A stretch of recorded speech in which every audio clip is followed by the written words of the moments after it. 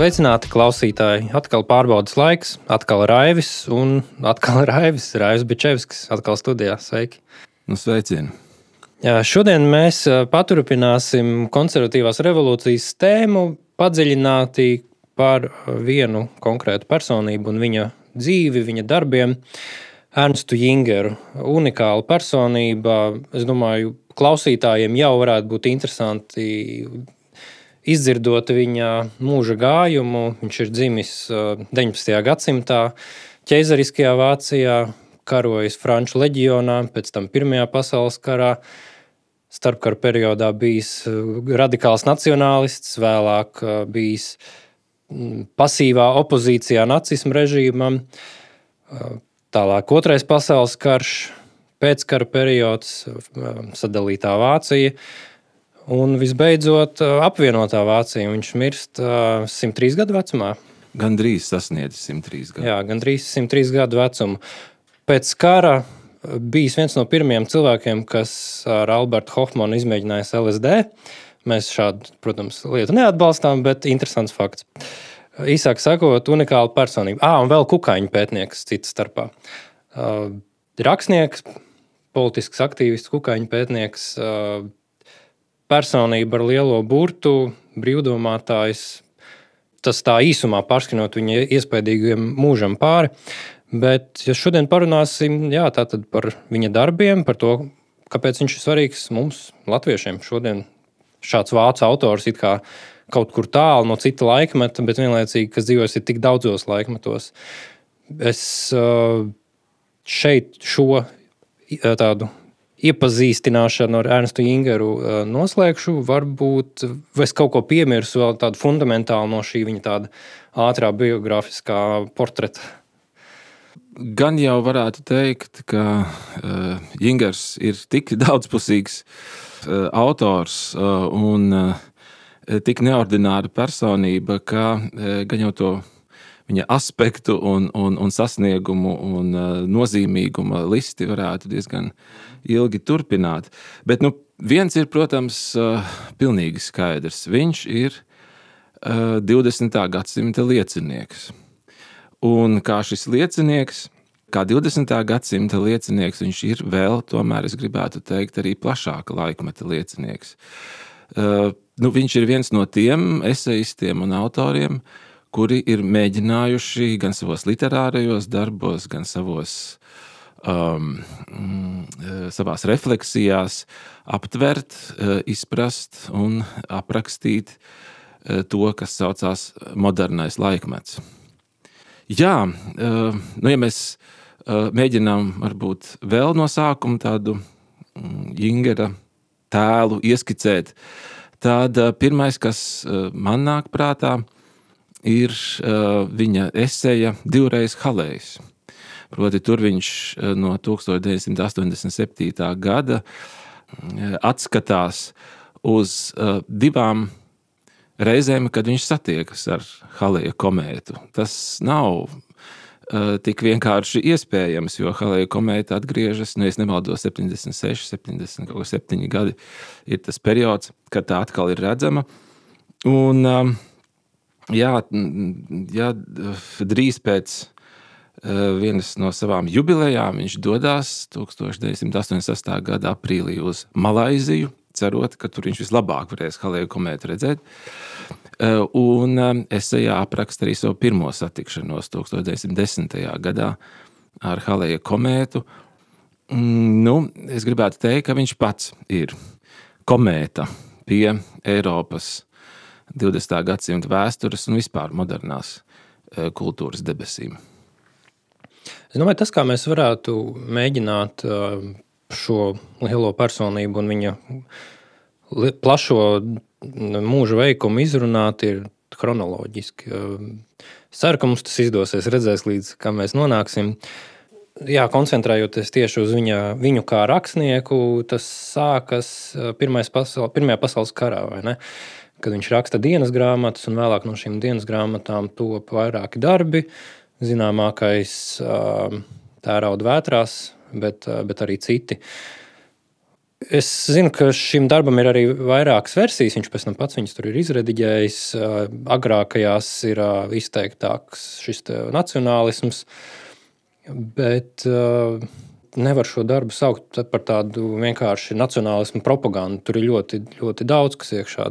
Tur ir ārkārtīgi realistisks, brutāls skatījums uz karu. Vienlaicīgi, atšķirībā no Remarka, viņš tajā mēģina atrast jēgu, nozīmi un manuprāt, tāda galvenā tēze ir, ka Pirmais pasaules karš pierāda, ka cilvēka gars ir pārāks par matēriju, jo šajā drausmīgajā tehnoloģiskajā ellē tomēr karavīra drosme joprojām pastāv.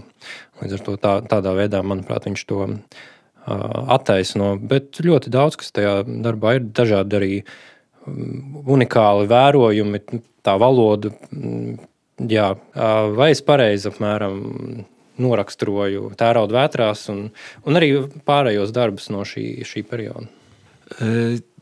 Jā, es arī teiktu, ka centrālais konflikts vai centrālā tā saturiskā as, kas ir Tērauda vētrās, vai var tulkot šo virsrakstu arī kā Tērauda negaisos. Un starp citu, viens no, es domāju, izcilākajiem mūsdienu latviešu tulkotājiem tā kā ir solījies, ka viņš Tērauda vētrās iztulkos vēlreiz latviešu valodā, jo šis pirmais izdevums, kas tika publicēts publicistikā latviešu valodā 20. 30. gados, ka tas nav pilnīgs. Tas ir fragmentārs un jauns tulkojums, protams, būtu vietā. Bet gan jau par to atsevišķi. Jā, es gribētu teikt, ka tā centrālā as šajā darbā tiešām ir indivīda un tehnikas sadure. Jā, Jungers mēģina uztaustīt savos šķiet ļoti lapidārajos, īsajos teikumos, jā, kas apraksta tik tiešām ļoti šo dinamisko, nežēlīgo, ja, frontes darbību, ja, vistiešākajā kontaktā citreiz ar ienaidnieku un ja, situācijās, kurās lielgabala zalves noslauka veselas ainavas. Ja. Šajās situācijās viņš mēģina uztaustīt to ceļu, kurā indivīds joprojām vēl var saglabāt savu, varētu teikt, gara pārākumu pār šo milzīgo tehniku un materiālu, saduri. Tas noteikti ir viens centrāls motīvs. Es gribētu teikt, ka Tērauda negaisu stils šajās dažādajās redakcijās varbūt tur drīzāk ir tā, ka tas pirmais slānis ir ļoti tieša, nepastarpināta pieredze, ko Jungers mēģina aprakstīt. Un pēc tam drīzāk, pirmajās redakcijās nāk klāt tie nacionālie akcenti. Ja. Tātad mēs varētu teikt, ka tas pirmais slānis šajā tekstā ir tiešās nepastarpinātās pieredzes fiksācija, un tomēr tas nav tikai un vienīgi apraksts. Tur ir mēģinājums uztaustīt individa resursus, lai arī šie resursi varētu būt meklējami ļoti dziļi. Jā, to mēs varētu saukt par tādu sākotnējo, pirmatnējo pieredzi, kurā indivīds ir no vienas puses tā kā ierauts, ja, un no otras puses tieši šī ierautība viņu paceļ tādu darbību un sasniegumu augstumos, kas varbūt citādi tas nebūtu iespējams. Jā, mēs varam redzēt šo kareivi, kas skrien no ierakuma uz ierakumu. Apkārt svilpju lodes. Un, tas ir kareivis, kas šķiet ir saplūdis ar dabas stihiju spēku, ar turpat plosošos negaisu un šo tehnikas pārvarīgo spēku, kas plosās viņam apkārt.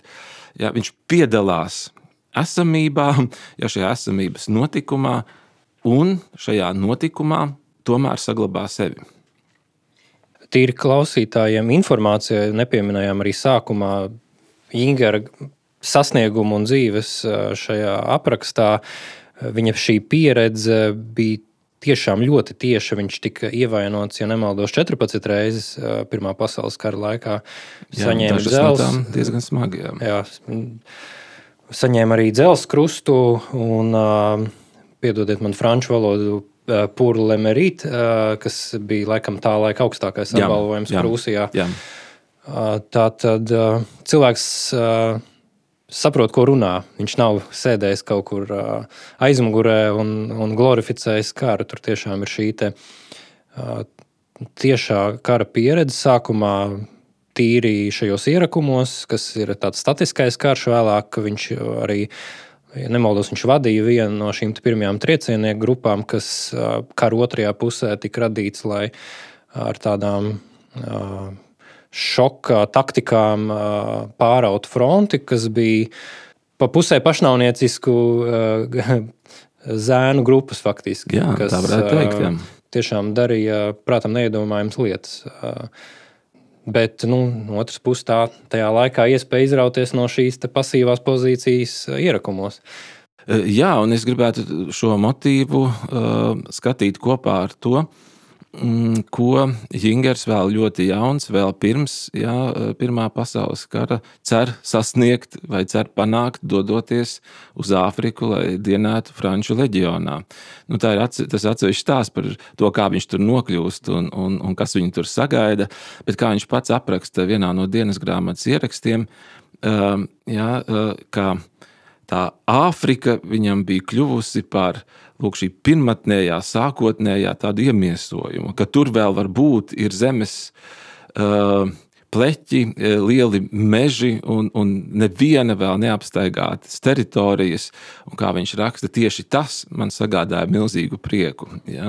Protams, tā ir nedaudz varbūt tajā brīdī pavisam jauna cilvēka romantika, ja? Bet pēc tam var redzēt, ka šo sākotnējā, pirmatnējā pieredzi viņš meklē arī frontes līnijā Pirmā pasaules karā. Cik viņam bija gadu, kad viņš Franču leģionā iestājās? Man liekas, viņam 18 vēl nebija. Viņš samalājās par savu vecumu. Jā, viņam nebija vēl pilni 18. Un pēc tam tēvam ir milzīgas problēmas viņu dabūt no turienes ārā, ne ar diplomātiskiem kanāliem. Pa diplomātiskiem kanāliem viņam izdodās ar grūtībām viņu atgriezt atpakaļ, tā teikt, vidus Eiropas klimatā. Jā, cita paudze, cits laiks. Varbūt pārējām pie šī starpkaru perioda. 20. gados Jingers ir ļoti aktīvs nacionālistu tāds publicists. Viņš nepieslēnās īsti nevienai partijai vai nometnē. Viņš ir tāds, nevarētu teikt, klejotājs, jo viņš īsti tātad nekur neiestājās, bet viņš brīvi ceļo pa šīm aprindām, pa radikālo nacionālas aprindām. Tas arī ir iemesls, kāpēc es pieņemu, ka daudzi kreisie joprojām Jingeru uzskata par fašistisku rakstnieku un tam līdzīgi. Jā, nevar noliekt, ka viņš dziļi ienīst Veimāras republiku, demokrātiju, un kas viņa atšķir no nacistiem ir viedoklis, kam tad būtu jābūt vietā un kādām metodēm. Šai ziņā viņš pieder šeit konservatīvai revolūcijai, ko mēs pagājušajā runājām. Cik es noprotu, viņa tāda taktika vienā brīdī vai stratēģija, uz ko viņš aicināja, bija apvienoties šīm vācu karavīru veterānu organizācijām. Viņš noliedza parteisko ceļu un nacisti laikam viņam arī piedāvāja tur visādus amatus un pozīcijas. Viņš no tā konsekventi atteicās. Varbūt var papildināt vēl par šo periodu. Ja mēs nonākam pie Veimāras laika Vācijas, tad, protams, tur ir, varētu teikt, milzīgs kontinents, kur netrūkst visdažādāko radikāli noskaņotu grupu, gan ļoti labēji noskaņotu, gan ļoti kreisi noskaņotu. Šo laikmetu daudzi raksturo tātad, pēc Pirmā pasaules kara tas sākas un ilgs līdz pat nacionālsociālistiskai diktatūrai. Vācijā šo laikmetu daudzi raksturo kā tādu īstu raganu katlu, kur varēja dzimt visdažādākās idejas un arī visdažādākās Vācijas.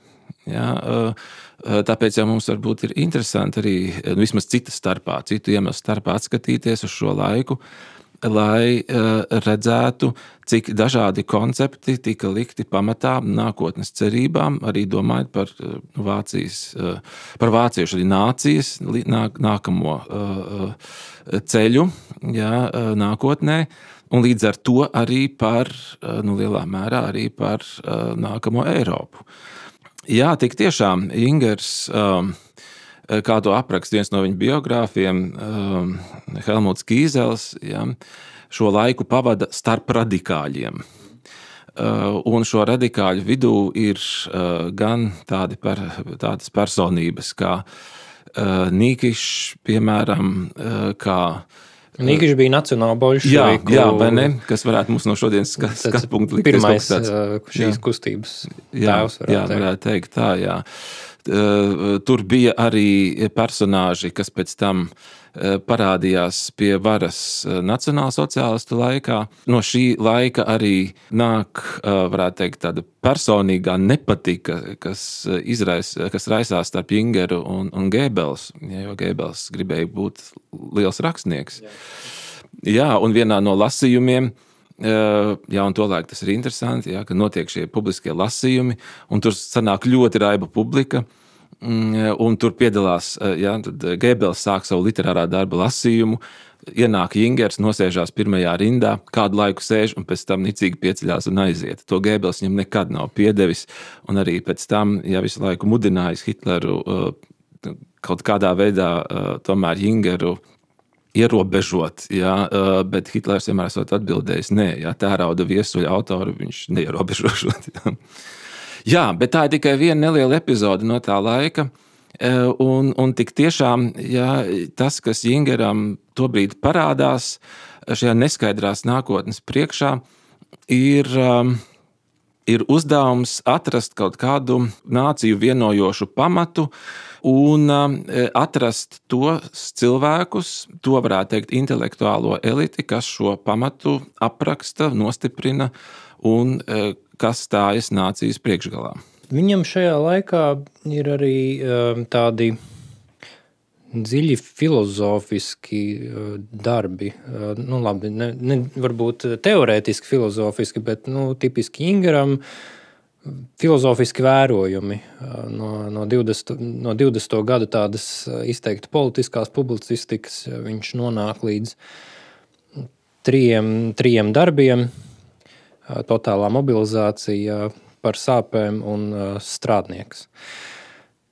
Šie tādi ļoti interesanti darbi. Tas laikam ir arī periods, kad viņš tā kā atkāpjas no šīs politikas, saprotot apmēram, kas tuvojās, ka tas īsti nav tas, ko viņš ir cerējis. Un man liekas, šajos darbos iespējams ir tādi viņa aktuālākie vērojumi. Piemēram, tas, kā tehnoloģijas maina cilvēka garu, šo te izpratni par sāpēm, piemēram, par humanitāti, kā tehnoloģiskā domāšana maina izglītības sistēmu. Viņš pat apraksta, ka nākotnē cilvēki arvien vairāk staigās maskās, ka maska ir tāds, kā šīs jaunās tehnoloģiskās pasaules tāds simbols. Visi staigā uniformās, vai ne? Sportisti staigā uniformās. Sportists, ja senajā Grieķijā bija cilvēks, kurš līdzvērtīgi attīsta visas savas dotības, tad Ingers novēro, ka mūsdienu sportists ir šauras nozares strādnieks, speciāls. Viņš strādā uz to, lai būtu izcilākais vienā jomā, kas nav tipiski citiem laikmetiem.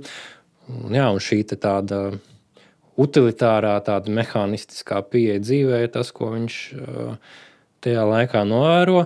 Tas, kas man nav līdz galam skaidrs, vai tas ir kaut kas, uz ko viņš cer šajā periodā, ka tas ir labi, vai tomēr viņš arī tajā saskata draudus. Jo viņš apraksta, ka tieši šis tehnoloģiskais gars faktiski iznīcinās liberālismu, ka liberālisma tāda sentimentalitāte, šī satraukšanās par katra cilvēka individualitāti pazūd, piemēram, paskatoties uz to, kā Japāņu kamikādze saplūst ar lidmašīnu vienā veselā un tēvijas vārdā, tā teikt, iet upurēties, kas saskan šodienas, vai ne, teroristiem pašnāvniekiem citā pasaules daļā. Jā, kā varētu raksturot šo viņa tā laika motīvu šos darbus rakstīt? Viņš brīdina, vai viņš cer, ka tas kaut kā ievirzīs šo modernitāti tādā nacionālākā, tradicionālākā ceļā? Es gribētu varētu teikt, ka ar šiem tekstiem, jā, totālā mobilizācija, strādnieks, arī par sāpēm, jā. Ar šiem tekstiem Jingers sasniedz savas daļradas vienu tādu ļoti būtisku posmu, kur viņš arī tā pa īstam apzinās savu kā domātāja, kā rakstnieku uzdevumu, proti, ka viņš varētu aprakstīt ne tikai tādu šauri izprastu savu laiku, bet aprakstīt ilglaicīgāku laikmetu un aprakstīt šo laikmetu, it kā koncentrējot visu šīs laikmeta iezīmes kādā veidolā. Ja? Viņš lieto šo vārdu gestalt, ja, veidols, tēls. Un ja tādā retrospektīvā var teikt, ka tērauda negaisos šis tēls, kam vajadzēja koncentrēt sevi laikmeta iezīmes, ir kareivis, tad tagad tas ir strādnieks. Un tik tiešām šajos tekstos saglabājas ambivalence. Šķiet, ka Jingers šeit ir tāds laikmeta aprakstītājs, kas tikai fiksē, mēģina fiksēt, ja laikmeta fundamentālas iezīmes, un it kā neizteikt pats savus komentārus, savas vēlmes, vai nu atbalstot vai kritizējot šo laikmetu. Šī ambivalence saglabājas. Un tā vien šķiet, ka dažu brīdi Jingers ir tādā fascinācijā no tā, ko viņš pats redz un ko viņš fiksē tekstos, aprakstot šo jauno, skaisto vai jauno tehnikas pasauli, kur lielā mērā indivīds ir iekļauts lielās sistēmās, kur galvenais drīzāk ir individa ziedošanās, individa piederība, vai nu nācijai, vai kādam citam veidojumam, kur individa loma mainās, un līdz ar to mainās arī izpratni par individa brīvību. Viņa veidols, šis strādnieks, ir tik, varētu teikt, suģestējošs, ka to pēc darba strādnieks publicēšanas arī Martins Heidegers aplūko savos semināros un lielā mērā lūkojas uz Jingeru tāpat kā uz Nīči, kā to domātāju, kuram izdevies savu laikmetu izteikt vienā tādā suģestējošā tēlā. Vai mēs dzīvojam joprojām šajā strādnieka laikmetā un mobilizācijas? Reizēm šķiet, ka tas tomēr ir tiešām 20. gadsimts, un šobrīd ir drīzāk tāds demobilizācijas laikmets, proti, sēdiet savās mājās, patērējiet produktu, nejaucieties gudru cilvēku lietās. Nav īsti vairs tā sajūta, ka valsts var mēģināt mobilizēt tautas plašus slāņus kaut kādiem lieliem mērķiem. Es teiktu, ka laikmets, ko Jingers mēģina tur aprakstīt, nekādā ziņā nav beidzies. Jo šajā totālajā mobilizācijā var redzēt, un to Jingers ļoti skaidri parāda, ka visas dzīves jomas, arī ikdiena, arī mājas dzīve, arī savstarpējā komunikācija, komunikācijas formas, ka viss iegūst mobilizācijas raksturu. Ja mēs tagad dzirdam par valsts izaugsmes, ekonomikas izaugsmes procentiem, ja mēs dzirdam par sasniedzamiem mērķiem, sabiedrība pati ir mobilizēta. Tā ir mobilizēta, tā virzās uz kādu mērķi, kurš vienā brīdī šķiet ir pats tā kā jau zudis no tā apvāršņa. To tik skaidri nevar norādīt, bet šī kustība, mobilizācijas kustība, katrs dzīves mirklis lielā mērā ir kā cīņa, kurā kaut ko panākt, kaut ko izdarīt, kaut ko sasniegt. Tādā veidā indivīds kļūst par, varētu teikt, šīs anonīmās lielās laikmeta tendences vienu elementu. Un tādā nozīmē šis laikmets nav beidzies.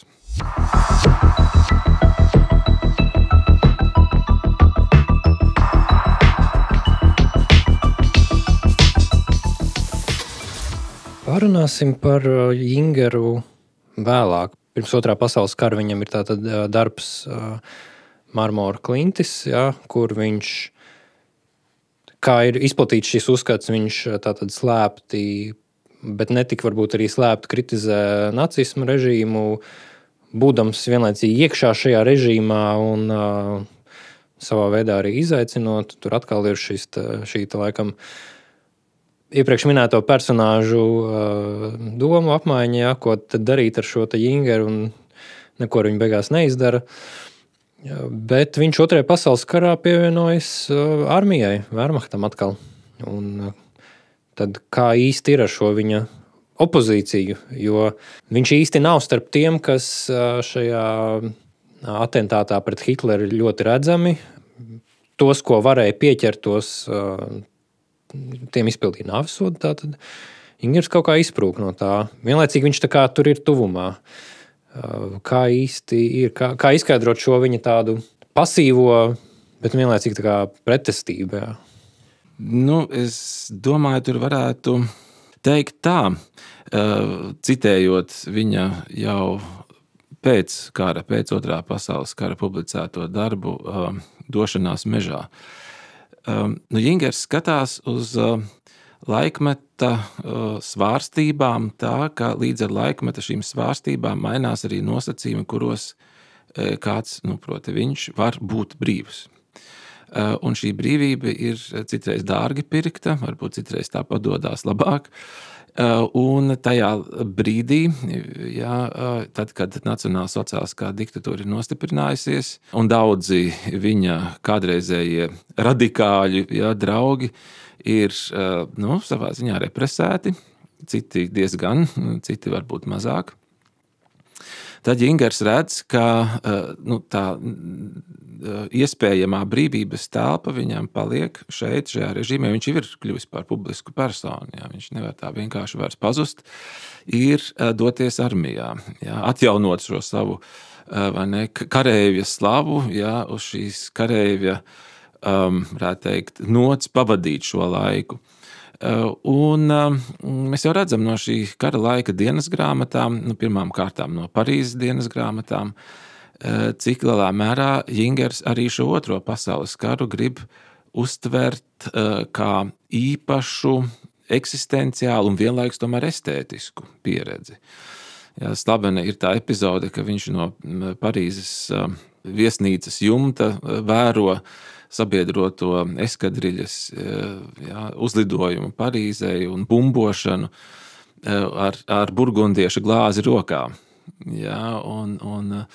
Pēc tam viņam ir pārmetuši, ka viņš estetizē karu un estetizē visu šo sarežģīto situāciju.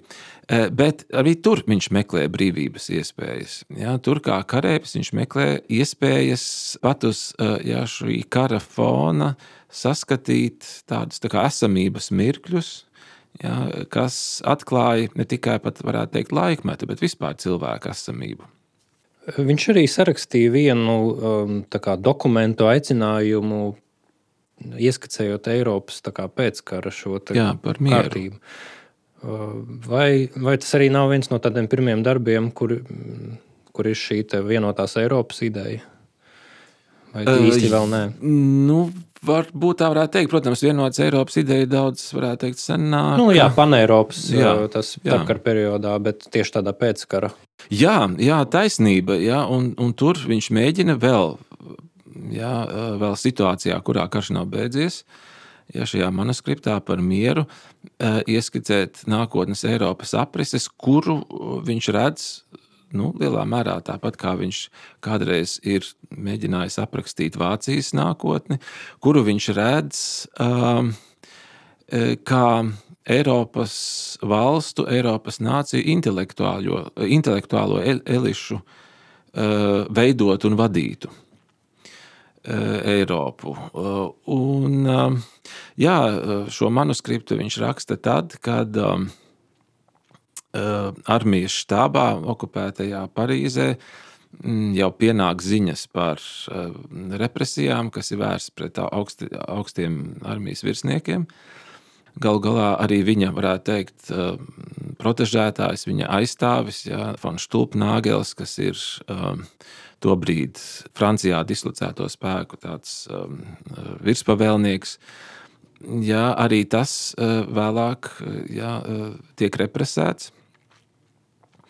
Jingaram izdodas pirmkārt noslēpt savu manuskriptu, un otrkārt izdodas arī no šīs situācijas, lielā mērā, kaut gan tās, varētu teikt, dumpīgās idejas ir, to virsnieku lokā apspriestas, kas arī Parīzē, līdz ar Jingaru, viņam tomēr izdodas no šīs situācijas izkļūt. Tiesa gan, otrā pasaules kara pieredze viņam nav tik pozitīva kopumā, jo viņam ir jāzaudē dēls.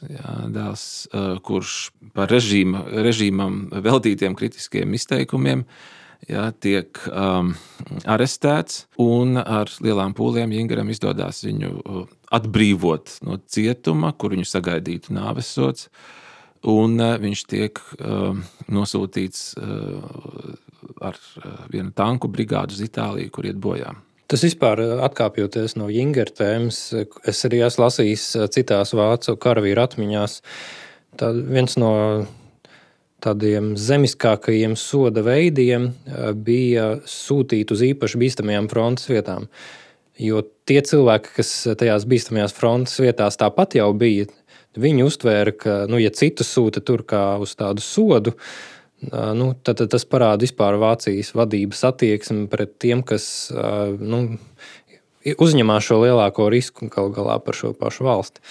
Tā kā tas bija gan demoralizējoši karavīriem, gan arī, bet tas, man liekas, arī Padomju Savienībai bija šie visādi soda bataljoni. Tas tā atkāpjoties. Piebilstot varbūt īsi vēl tieši par Uz marmora klintīm, šo romānu, tad šķiet, ka režīma kritika tur ir nepārprotama. Pausta tur ir galvenā mežziņa, tēls, ko identificē citi, varbūt vai ar pašu Hitleru, vai ar galveno mežzini tā laika Vācijā, proti Gēringu. Bet skaidrs, ka Jingars izvairītos no tik konkrētām identifikācijām. Viņš mēģina šajos tēlos raksturot gan savu laiku, gan mēģina nojaust, kādus garīgus spēkus varētu atrast cilvēkā un kuri pēc kara atkal varētu veidot nākotni. Tad arī varbūt pārējiem uz šo pēckara periodu, kas tīri chronoloģiski ir ļoti liels, un arī tur iznāk daudz darbi. Ja Pirmais pasaules karš un 20. gadi, tas ir šis kareivja periods, 30. tie ir tātad strādnieka, tad pēckara vai varētu saukt par šo anarha periodu. Un kas tas tāds par anarhu? Vai tas ir anarhists? Droši vien jāpaskaidro klausītājiem, ka tas nav tas pats, vai ne? Nē, tas nav tas pats. Varētu teikt, ka tas pirmais pēckara tēls, ko Jingers rada, ir mežabrālis. Šajā esejā Došanās mežā. Mežanieks vai mežabrālis, kā mēs viņu tulkojam. Un tur atkal runa ir par brīvību, par brīvības iespējām. Pēc kara Jingers kādu laiku nedrīkst publicēties, sabiedrotie ir viņu kancelējuši uz kādu laiku. Un to viņš uztver, varētu teikt, iekšēji tomēr diezgan sāpīgi un mēģina šo situāciju izmantot, lai domātu par brīvības iespējām šajā laikmetā, kuras atkal ir mainījušās. Un tikai pēc šī mežabrāļa, es gribētu teikt, drīzāk kā šī mežabrāļa turpinājums, pamazām izveidojās šis tēls anarhs. Un mēs redzam šo anarhu tādā pilnā mērā parādamies, viņa romānā, 1977. gada romānā Eumes vila. Un anarhists tur tik tiešām ir ļoti rūpīgi norobežots no anarhista. Jingers ieliek diezgan liels pūles, lai šo diferenci ievilktu, lai noturētu. Tiesa gan, ja mums vajadzētu anarhu raksturot vienā teikumā, varbūt tas mums nemaz tik viegli neizdotos. Skaidrs, ka anarhs ir kāds, kuram ir izdevies tik lielā mērā izrauties no sava laikmeta šo varas un spēku līniju tāda režģa, ka viņš ir kļuvis, kā Jingers raksta Eumes vilā, vara pati par sevi. Tas ir norobežota vara no citām varām. Ja viņš skatās uz anarhu kā tādu, kurš pats nosaka savu dzīvi un kurš nevadās vairs ne no viena cita sprieduma par dzīvi un savu dzīvi veido pilnīgi un vienīgi tikai pats, un tomēr šis pats ir, kā Jingers izsekās, tāds pats, kurš ir atradis savu īpašo ceļu, individuālo ceļu pie esamības. Mēģināt piešķirt savai dzīvei jēgu no šiem, varētu teikt, īpašajiem esamības atklāšanās mirkļiem, un kurš tādā nozīmē ir cilvēks, ko īsti vairs nav iespējams pakļaut.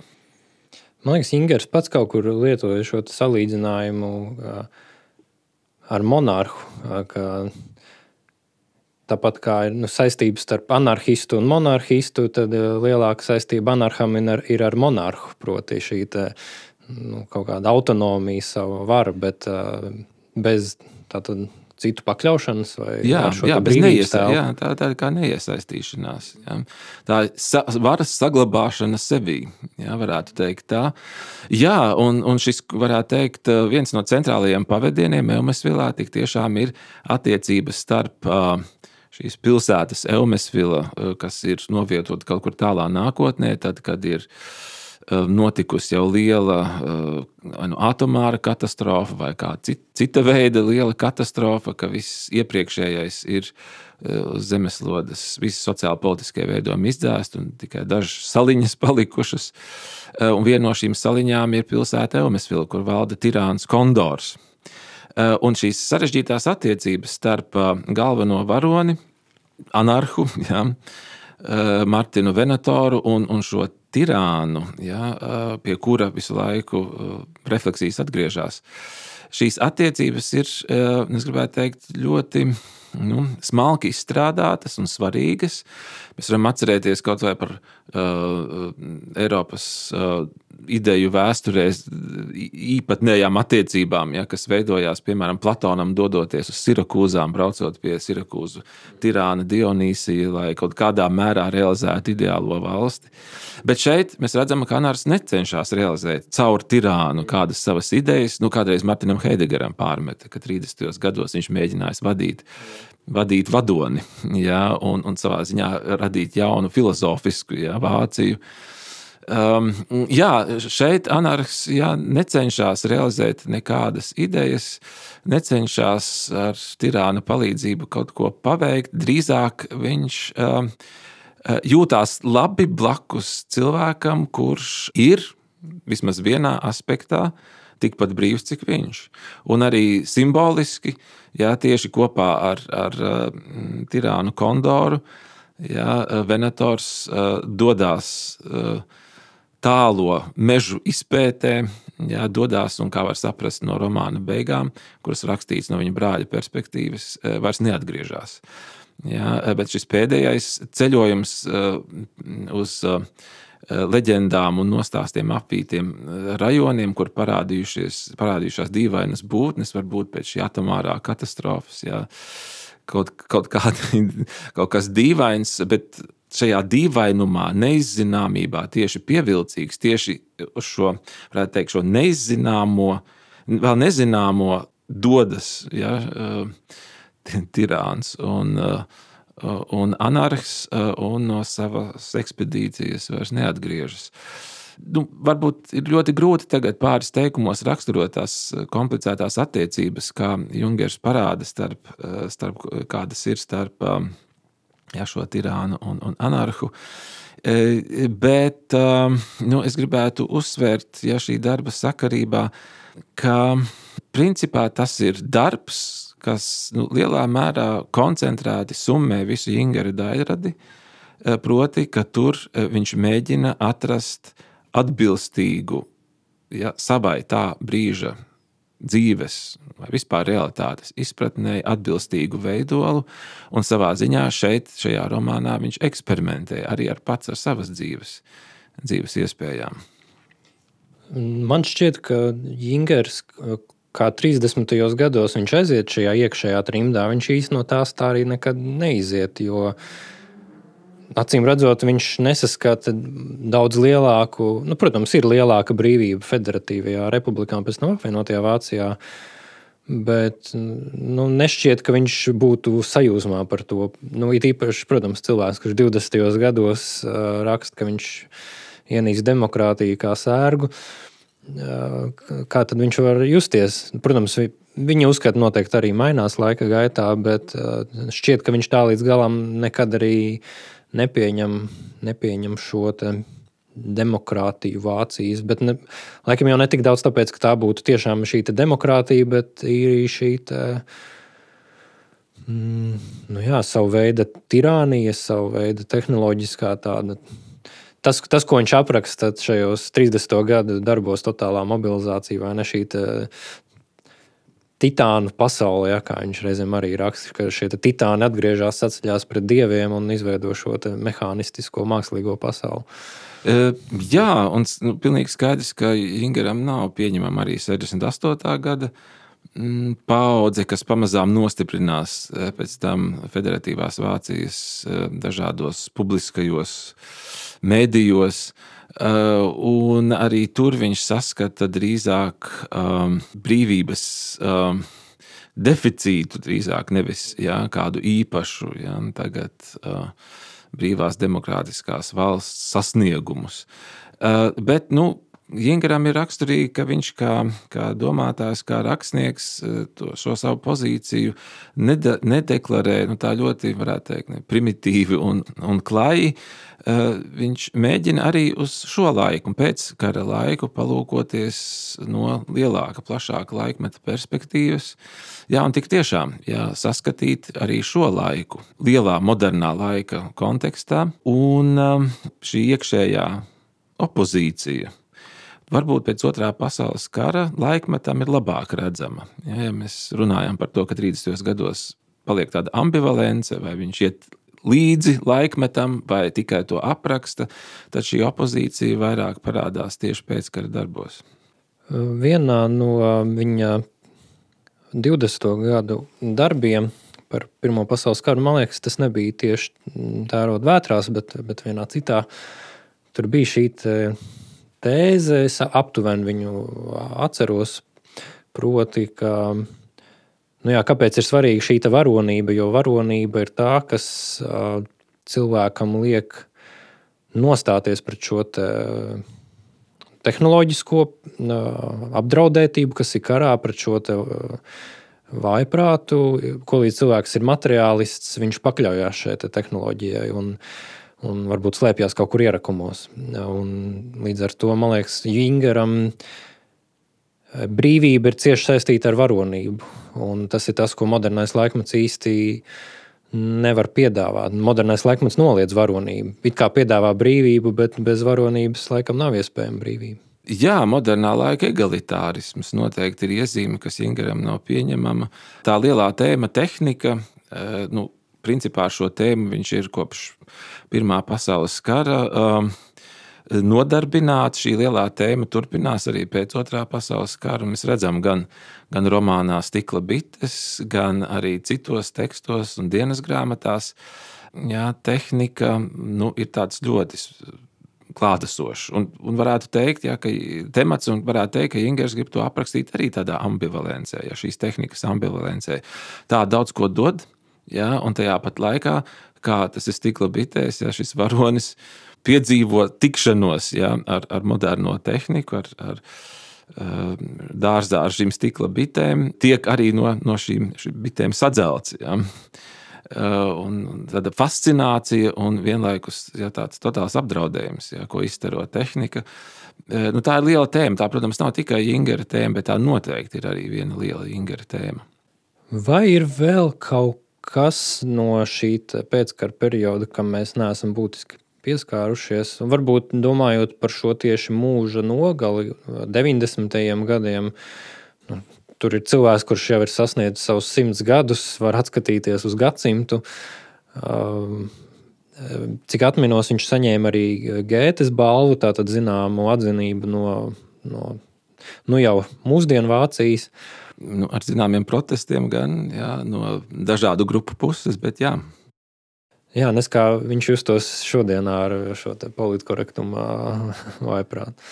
Es domāju, ka Jingeram būtu ko atbildēt uz šodienas arī situāciju. Var jau būt, ka mēs kādreiz dramatizējam savu laiku, jā, un tādā atskatā tikai redzam, ka 20. gadsimts jau ir bijis ļoti sarežģīts laiks arī citās savās fāzēs, un tomēr cilvēki spējuši tur saglabāt kādu daļu vismaz no savas brīvības. Jā, ja mēs pastamies šo pašu vēlīnāko Jungera fāzi, tad dzīves fāzi, tad tur mēs redzam, apmeklējam, dodoties gan izvēs svētceļojumā pie Jungera, ja, dodās svētceļojumā arī ļoti dažādi cilvēki, arī varētu teikt, no labējās nometnes, bet tikpat lielā mērā arī toreizējās Vācijas valsts vīri, un ne tikai, ja atceroties Pirmā pasaules kara notikumus, Jingers piedalās kopīgā pasākumā, kur ir gan Mitterāns, gan Kohls, arī cilvēki no pasaules. Ja. Jingers tiekās ar rakstnieku Borgesu un daudziem citiem. Citiem vārdiem es gribētu teikt, tas pēdējais dzīves posms paiet ļoti dažādās un daudzās sarunās un satikšanās. Par šo te posmu ir laba dokumentālā filma. Es ceru, ka YouTube viņa vēl ir atrodama. Ja būs, ieliksim linku. Man liekas, saucās Eiropas sirdī. Tā bija laikam 90. gados bija noķēruši zviedru žurnālisti Jingeru nointervējuši. Viņš tajā laikā mēģināja izvairīties no žurnālistiem, bet ar īstajām dāvanām un kontaktiem izdevās viņiem parunāt. Tiešām tādu fascinējošu filmu, es domāju, klausītājiem, lai nav tikai klausīšanās, arī ko paskatīties, izjust šo te cilvēku, kuram ir 100 gadi, sieva viņam 20 gadus jaunāk, tātad 80-gadīga, tur viņi sēž, runājās savā mājā ar viņa kukaiņu kolekciju, dažādām piemiņas lietām, kara laika bildēm. Jā. Tas ir fascinējoši. Jā. Es biju šajā mājā, tur var nokļūt. Tur tiesa gan nemaz nav tik laba satiksme, bet vienā no Heidegera pasākumiem Meskirhē, kas ir ne pārāk tālu no Jingera šīs pēdējo gadu desmitu mājas, Tur tik tiešām šī kolekcija, kukaiņu kolekcija varbūt ir pirmais, kas durās acīs, bet ik viens sīkums, kas ir redzams Jungera istabās, piemēram, daudzie smilšu pulksteņi, kas tur ir novietoti, Jingera spītīgā nevadīšanās no visiem it kā kopējā laika, ko rāda ciparnīcas, bet smilšu pulksteņi. Vai, piemēram, tāds sīkums, ka viņš vannas istabas skapītī ir uzglabājis izlietotās žiletes. Varētu domāt, kāpēc, un vai tiešām tas ir tik būtiski, bet nē, viņš to apraksta, ka žilete ir vienlaikus gan kaut kas, ar kā palīdzību tiek vairots, skaistums, un otras puses ir bīstams priekšmets. Un žileti viņam vienā no ierakstiem kļūst par tādu simbolu visai dzīvei. Tas ir vienlaikus rada kaut kādu estētisku efektu, un otras puses tas ir ļoti bīstams. Un dzīve šī ambivalence. Estētiskās pieredzes, ar ko Jungera dzīve ir bagāta un ko viņš vienmēr ir meklējis. Un arī, starp citu, eksperimentos kopā ar Hofmanu un savu ģimenes ārstu. LSD tablešu dozās un citādos, varētu teikt, domas un izjūta eksperimentos. Šī estētiskās pieredzes mirkļi un tomēr arī tāda iešana pa dzīves robežu starp dzīvi un nāvi. Tas Jungeru labi raksturo. Man šķiet, šis ir labs noslēgums. Es varu aicināt tikai vienīgi klausītājus. Ja neesat lasījuši Jingera darbus, ja protat lasīt angliski, lasiet. Tiešām gan informatīvi, gan dažādas lielas idejas, ko mēs jau apspriedām, gan arī šie vērojumi un tiešām spēcīgā valoda ir tiešām jābrīno cilvēki, kuriem ir tik vērīga acs gan uz mazajām detaļām, gan uz lielo laikmeta bildi. Jā, tik tiešām, ja, kurš spēja pamanīt gan visniecīgāko kukainīti, gan liela laikmeta norises. Un es gribētu piebilst, tik tiešām ceru, ka arī tuvāko gadu laikā Jingera darbu tulkojuma latviešu valodā parādīsies. Paldies, un jā, tad līdz nākamajai sarunai. Jā, bija prieks tikties.